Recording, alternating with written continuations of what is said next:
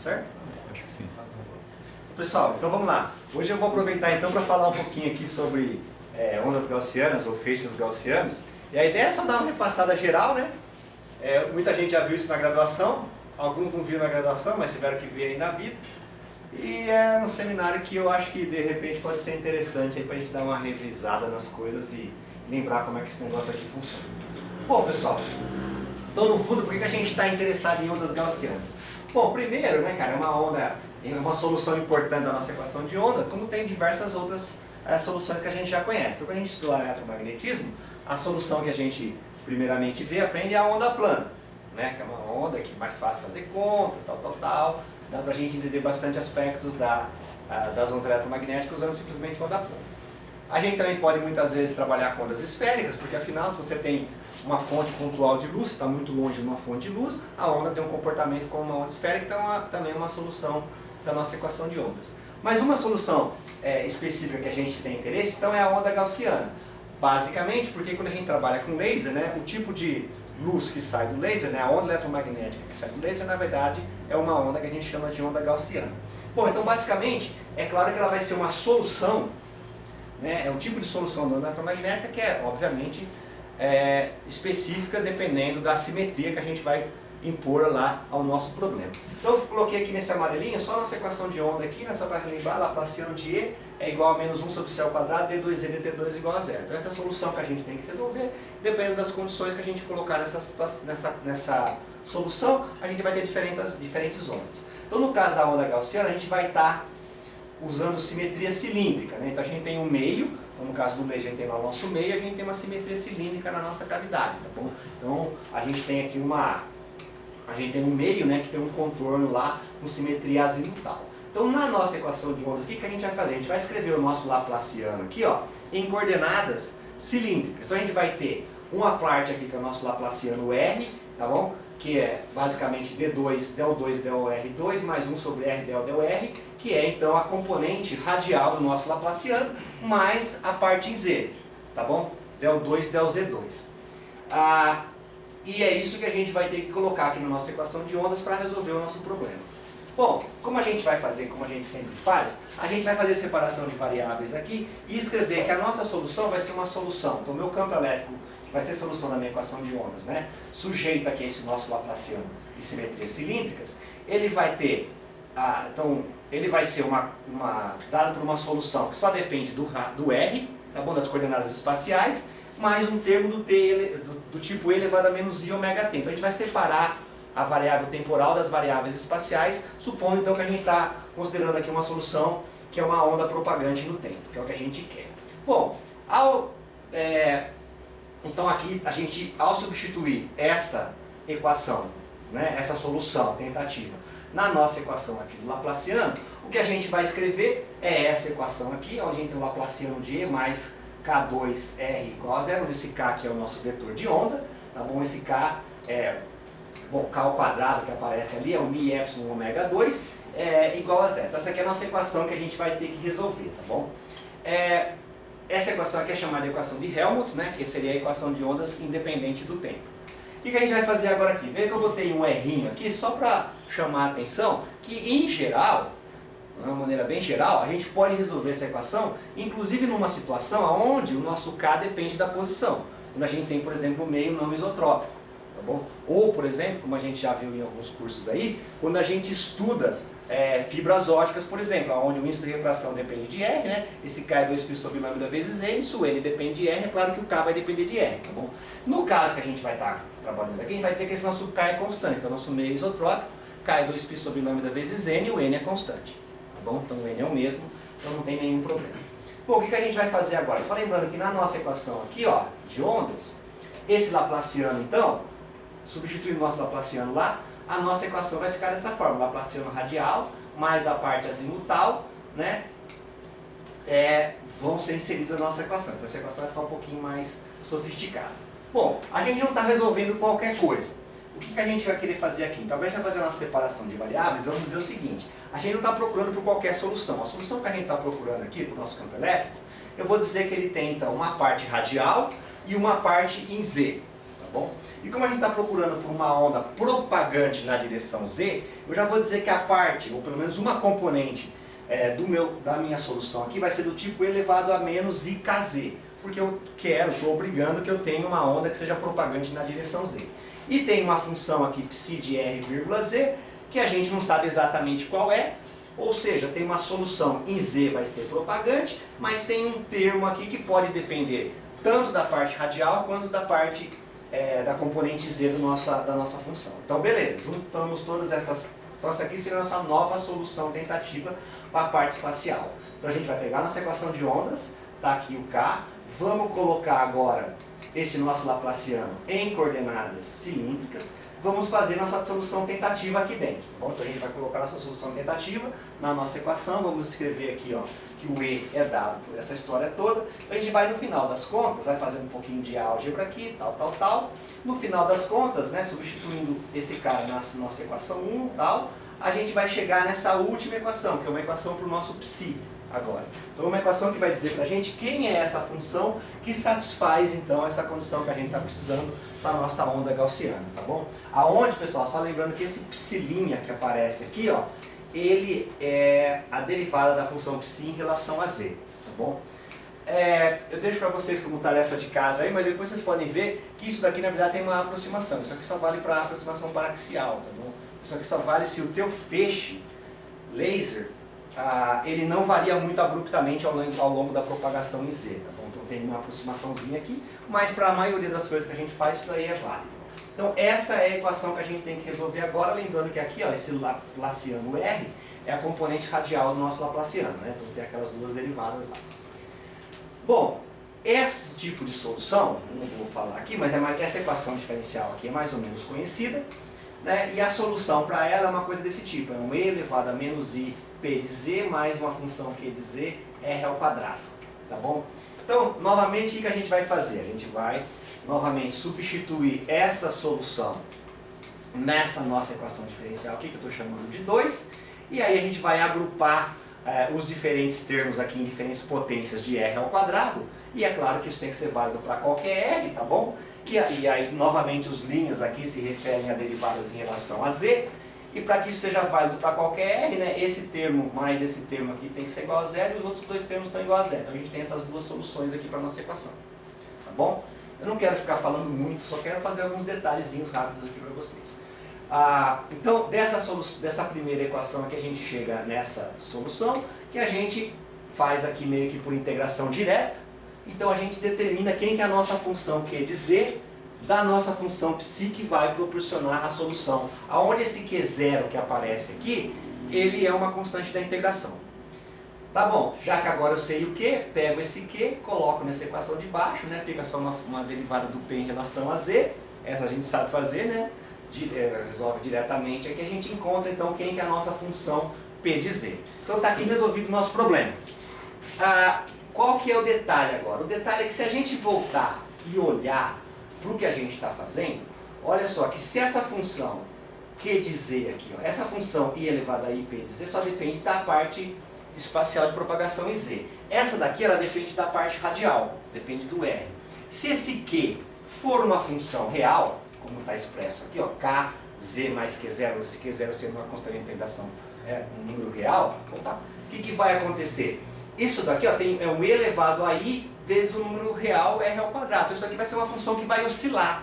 Então a gente não vai ter confinamento da nossa radiação na direção radial. Radialmente vai ser é como se fosse, né, um E elevado a I a um argumento que vai com R ao quadrado. Então isso aqui é uma coisa que oscila. E não é o tipo de solução que a gente está procurando. A gente quer uma solução que ela seja confinada em torno de R. Certo? Eu quero uma solução de feixe propagante nessa direção que esteja confinada na direção R. Para fazer isso, o que a gente pode fazer então? A gente pode assumir que esse Q0 é um número imaginário, do tipo IZ0. De tal forma que agora, essa função Q aqui é uma função complexa, então vai ter uma componente dessa função toda aqui, que né, esse I com um I que já tem lá dentro vai dar uma exponencial que decai em função de R. E isso garante confinamento da nossa solução. Tá bom? Então essa é uma estratégia que a gente faz para garantir confinamento da nossa solução, que é o que a gente está procurando aí no nosso problema, tá bom? Então ao fazer tudo isso, a gente vai escrever esse Q como sendo um IZ0, e esse Z0 passa a ser uma nova variável de integração aqui para o nosso problema.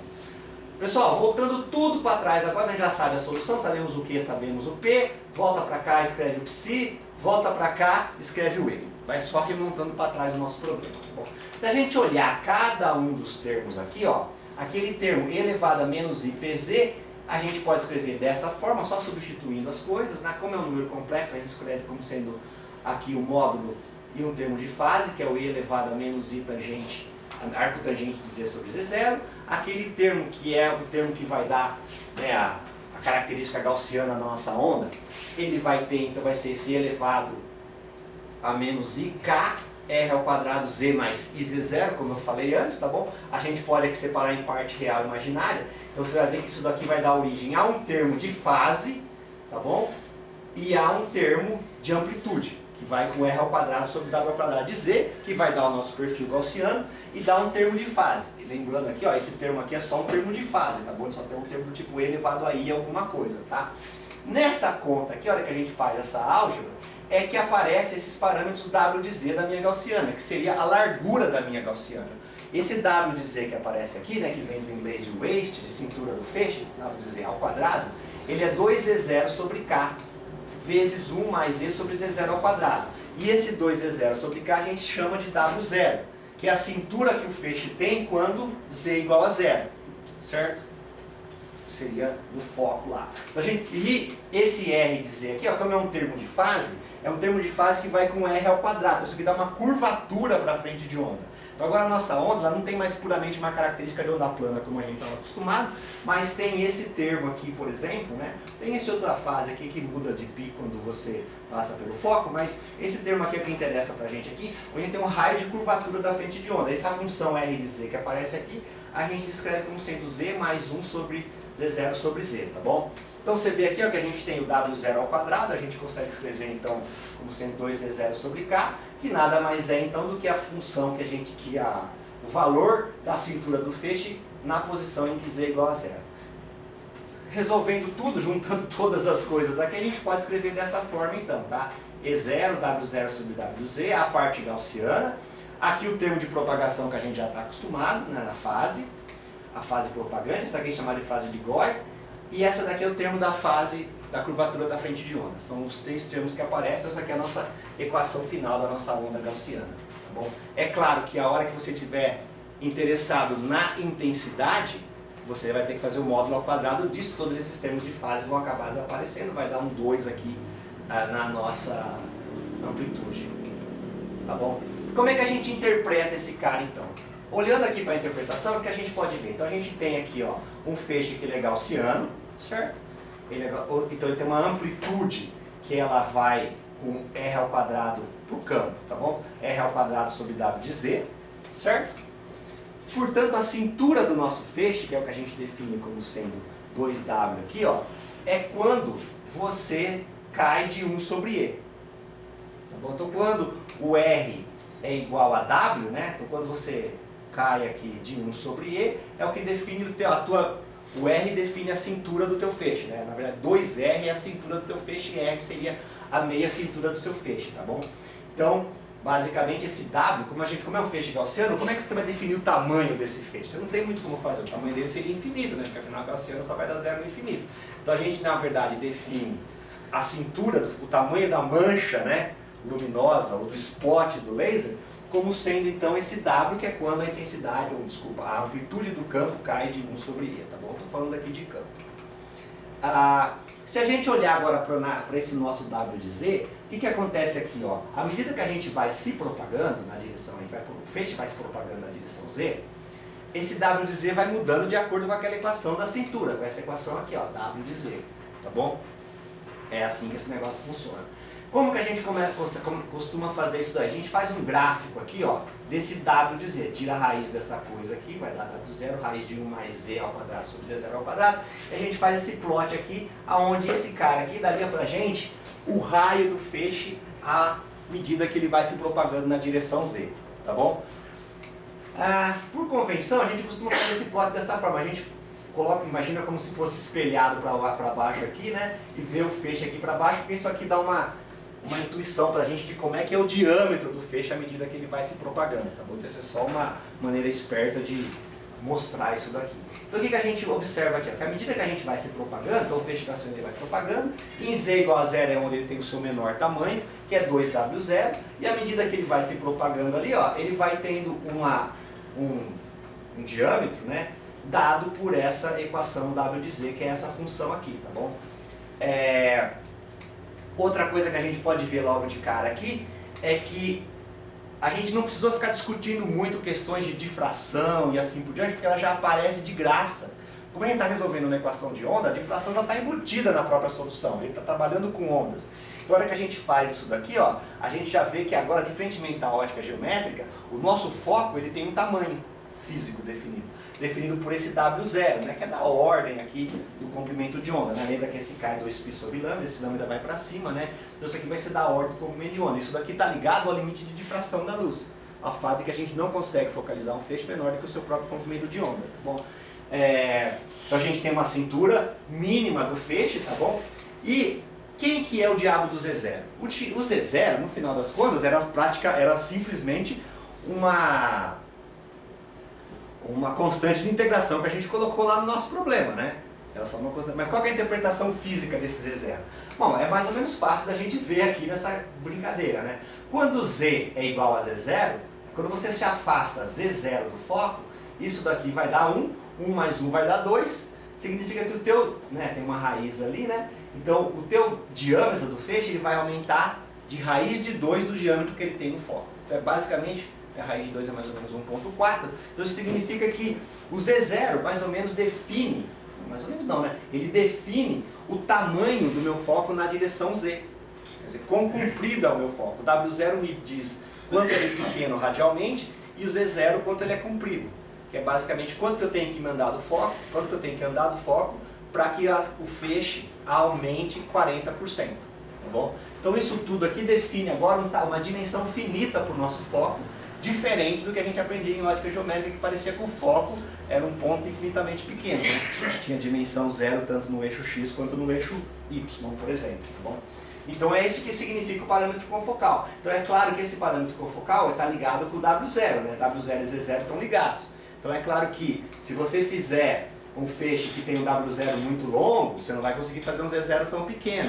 E vice-versa, você pode fazer um feixe que se focaliza abruptamente, então ele vai ter um W0 bem pequenininho, mas o Z0 vai ser pequeno, vai ser curto também.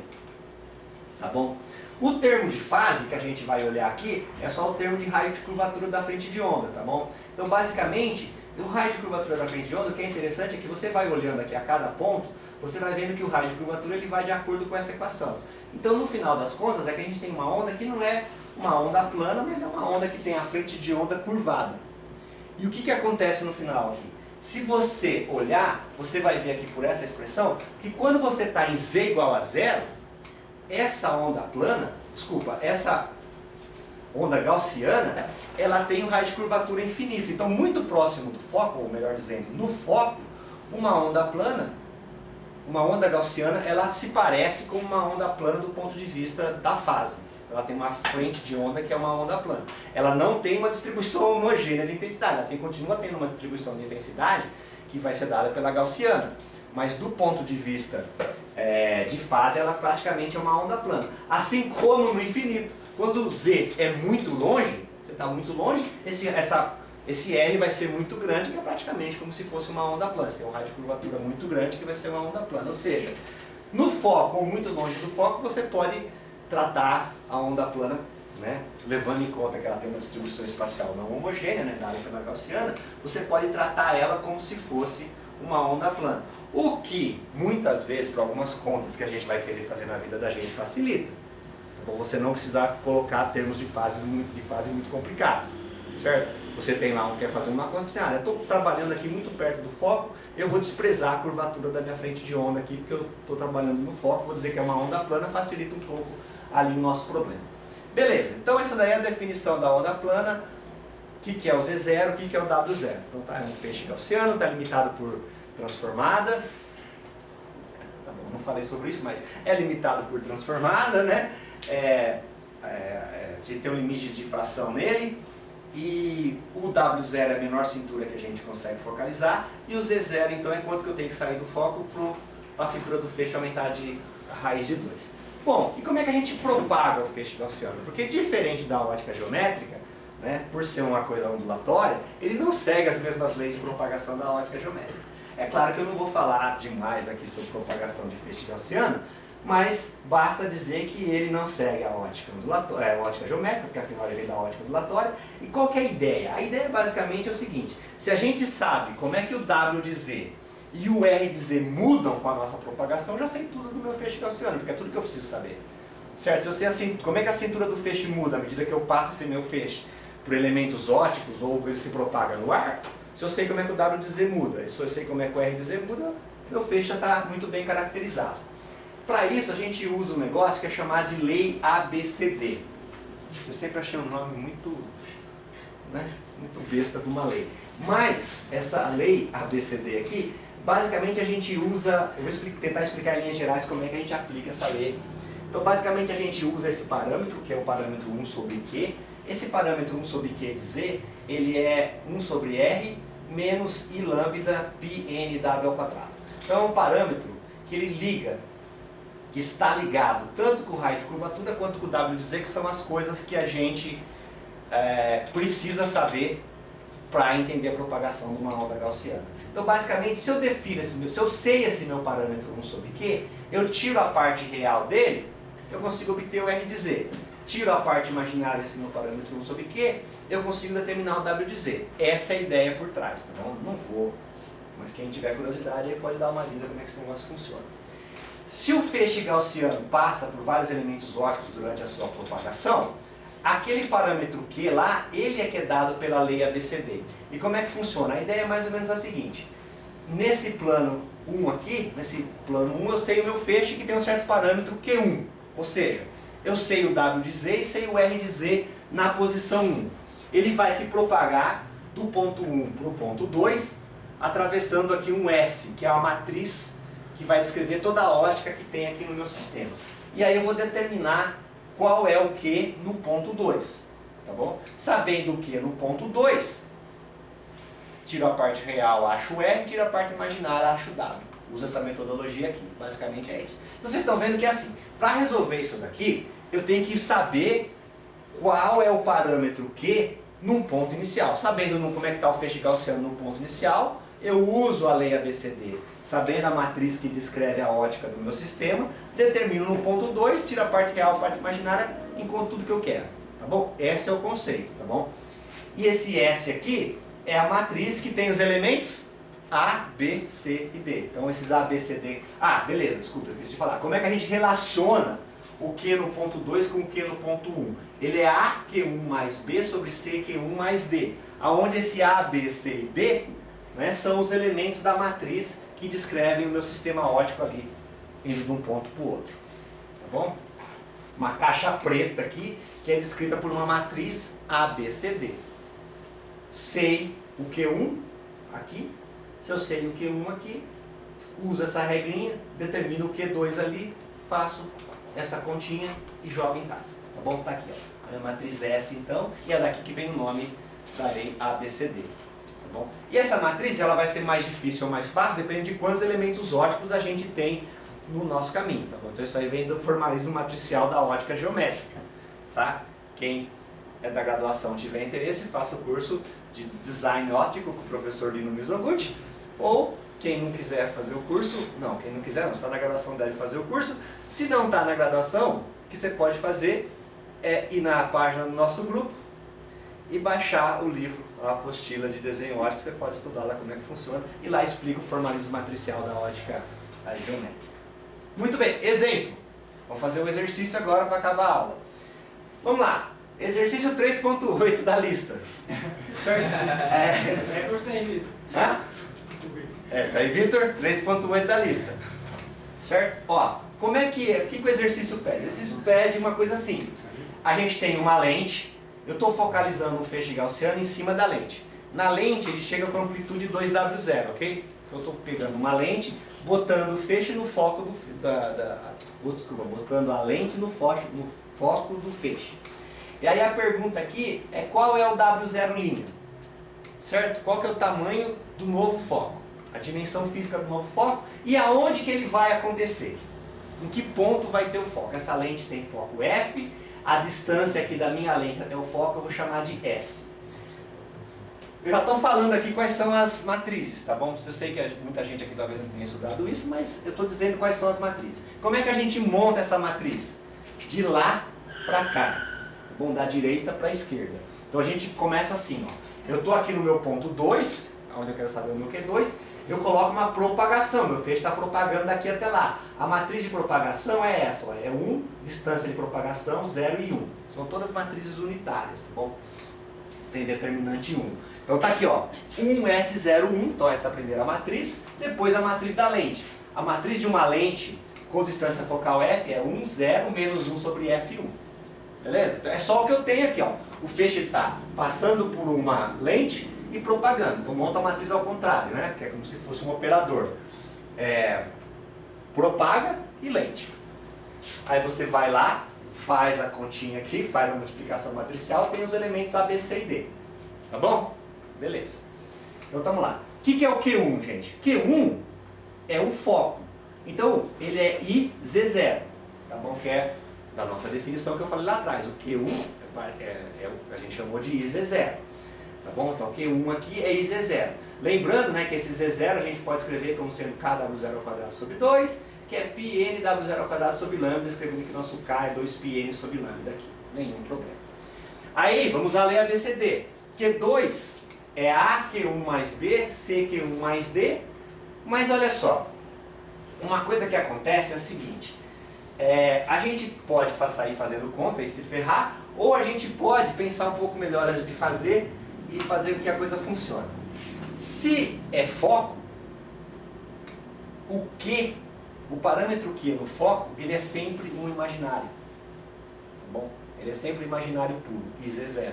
Porque no foco aquele raio de curvatura é infinito, então a parte real vai dar zero.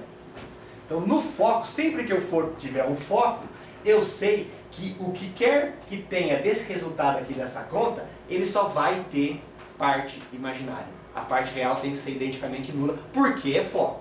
Então é melhor você usar essa informação antes de sair fazendo conta e se perder na conta. Mas vamos lá, eu não vou fazer toda a conta aqui, né? Mas aqui, então esse Q2 é IZ0, o Q1 é A IZ0 mais B. Antes de você sair substituindo, não se perca, multiplique em cima e embaixo pelo complexo conjugado, né? Lembrando que o complexo conjugado é você muda o I pelo menos I, não vai mudar o sinal do mais aqui, né?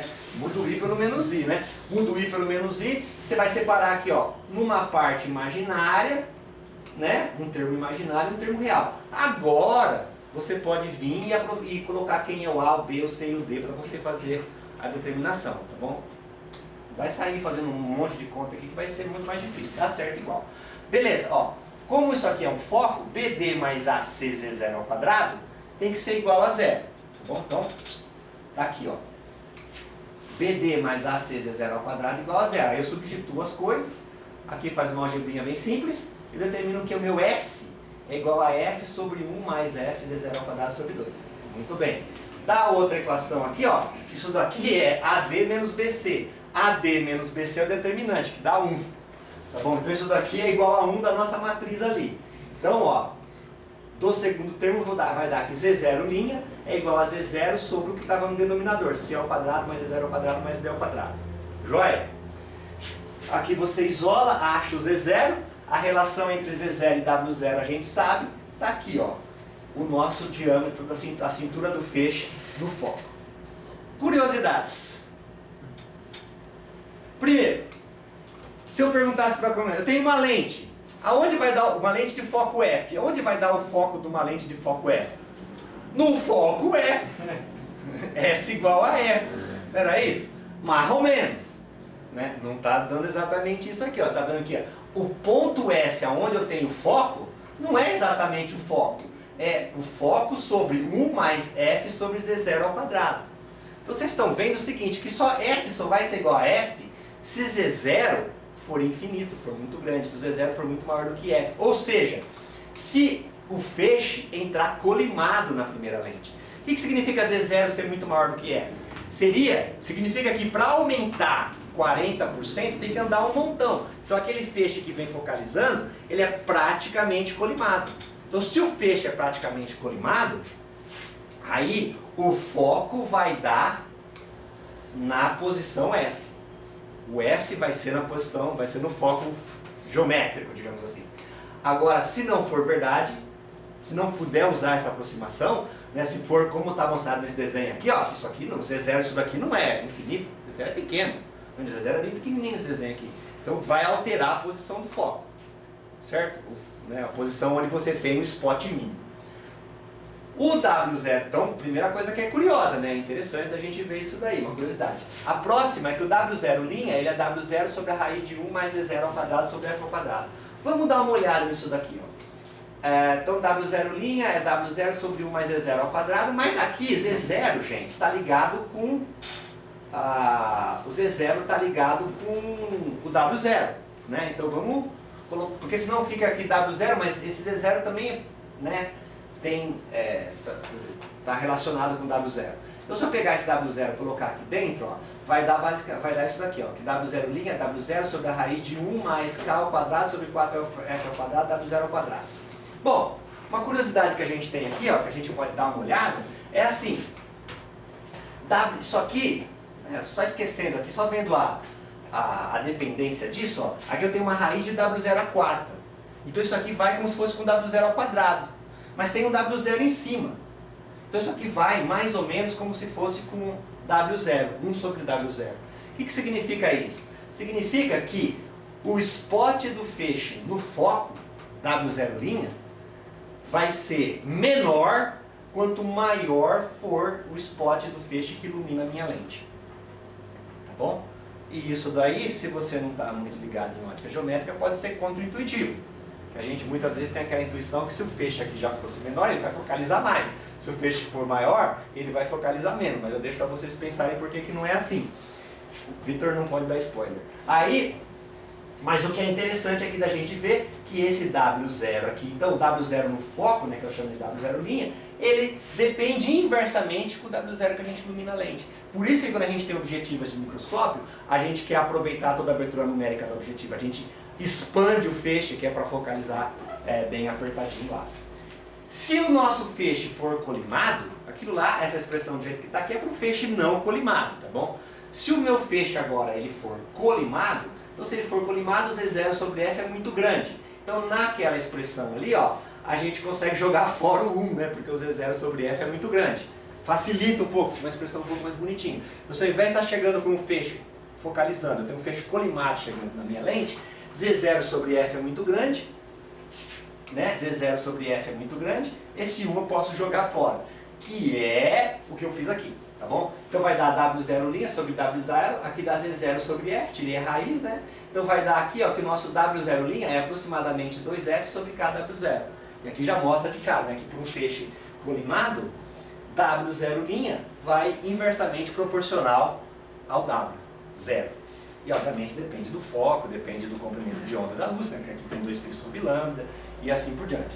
Certo? Então, informação importante. Se eu souber o W0, e sei o comprimento de onda e assim por diante, sei o foco da lente, imediatamente já sei calcular quanto que é o W0' se o meu feixe for colimado. Se não for colimado, eu sei também, só muda a expressão, eu tenho que saber o Z0 do meu feixe que eu estou usando lá.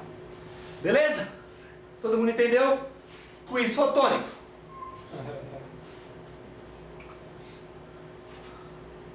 Vamos lá. Ao determinar a solução do feixe gaussiano em sala de aula, observamos que A. Não há um diâmetro mínimo para o feixe, podendo este ser tão pequeno quanto se queira. B. O menor spot do feixe no foco depende apenas da distância focal da lente. C. Existe um menor diâmetro possível para o feixe devido à difração da luz. O menor diâmetro do feixe, dependendo da situação, pode ou não ser tão pequeno quanto se queira. O spot do feixe gaussiano está de acordo com a ótica geométrica. Então vamos lá. Quem acha que é o A, levanta a mão. Ninguém. Tá. O B. Vocês vão ter que levantar a mão alguma hora. O C. Quem acha que é o C, levanta a mão. 1, 2, 3, 4. 1, 2, 3, 4, 5. Caralho, levanta essa mão direita aí, gente. 1, 2, 3, 4, 5, 6, 7, 8, 9, 10. Temos 10 para a opção C. Quem acha que é o D, levanta a mão. Está dando algum problema aqui. Quem acha que é o E, levanta a mão. Então, a gente não tem só 10 pessoas assistindo o seminário. Então, teve gente que não levantou a mão. Resposta certa? Ah, acertou C. Muito bem. Então, porque a gente está no limite de difração. Então, Joãozinho, você está sendo... Estamos colocando você à prova aqui hoje. Porque você falou no começo, falar sobre feixe gaussiano. Eu falei, então, agora você pode testar os seus conhecimentos. Exercício 2. Vamos lá. O feixe gaussiano colimado é focalizado através de uma lente com distância focal f. Se o diâmetro com que o feixe chega na lente é 2w, o spot do feixe no foco será independente de w, menor quanto menor for w, menor quanto maior for w, inversamente proporcional a f, proporcional ao quadrado de f. Quem acha que é A, levanta a mão. Quem acha que é B, levanta a mão. Quem acha que é C, levanta a mão. 1, 2, 3, 4, 5, 6, 7. Isso aqui não está muito pop. 8. O C agora já está... Quem diz que é o inversamente proporcional a F, levanta a mão. Quem diz que é proporcional ao quadrado de F, levanta a mão. Ninguém quer essas opções aí. É menor quanto maior for o W, certo? A gente viu que quanto maior for o W, menor é o diâmetro do feixe no foco. A última pergunta, então. Ixi, de pontinho já é.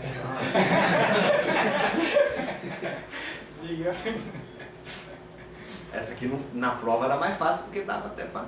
Mas aqui, um laser operando em 800 nanômetros pode ser descrito por um feixe gaussiano. Esse feixe está sendo focalizado no ar, produzindo uma mancha focal com diâmetro 40 microns. Portanto, W é metade. 20 microns. Qual o valor aproximado do parâmetro confocal? Várias opções. Todo mundo aqui já fez a scan ou coisa que vale no laboratório. Então, na pior das hipóteses, Joãozinho, ninguém vai fazer conta. Mas já tem que ter aquele fio. Eu sou ruim de fio, hein? 1.600, quem acha que é 1.600 nanômetros, ou seja, o dobro do comprimento de onda? Levanta a mão. Tá. Vou dar um tempo para vocês pensarem aí. 800 nanômetros o laser, W0 igual a 40 microns. Então, quanto que é o Z0, tá bom? Parâmetro confocal. Quem acha que é A? Tá mal o A. Quem acha que é B?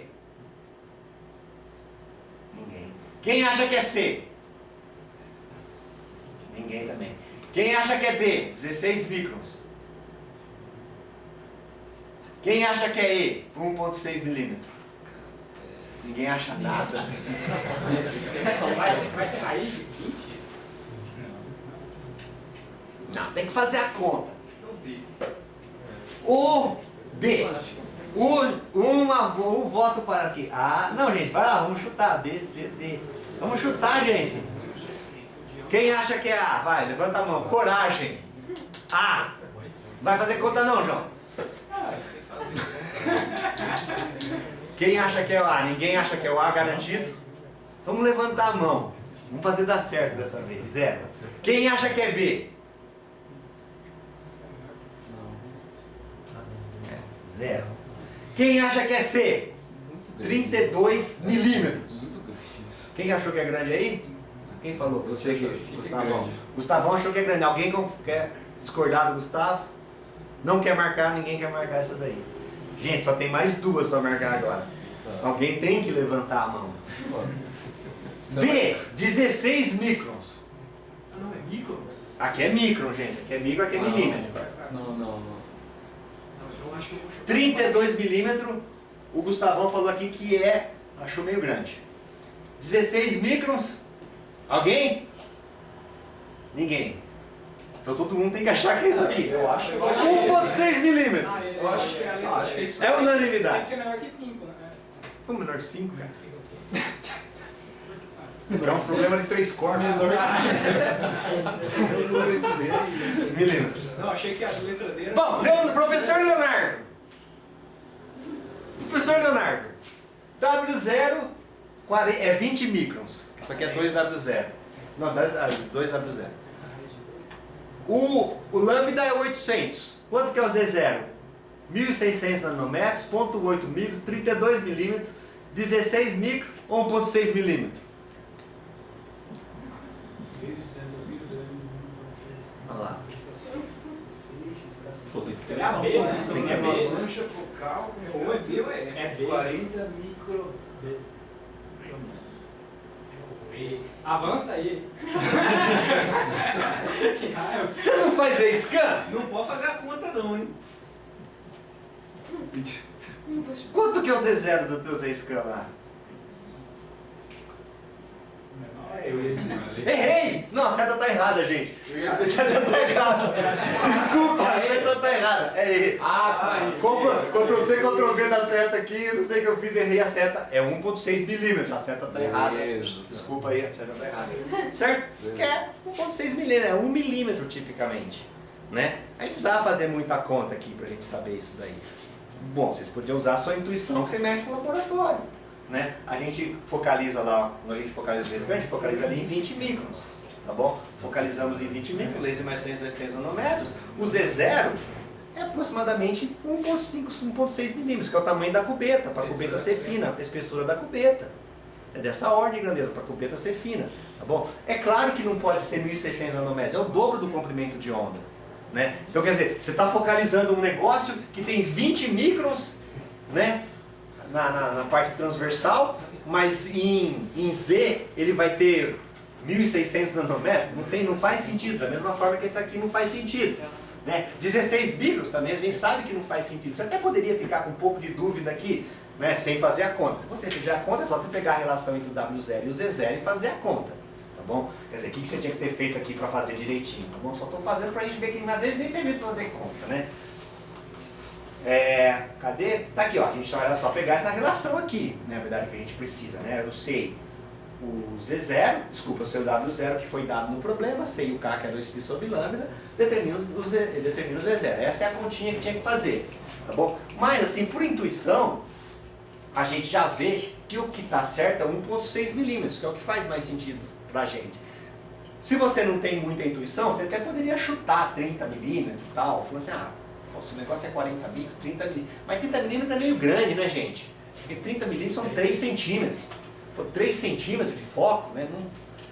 Não parece fazer sentido. Então, às vezes também, calma, né?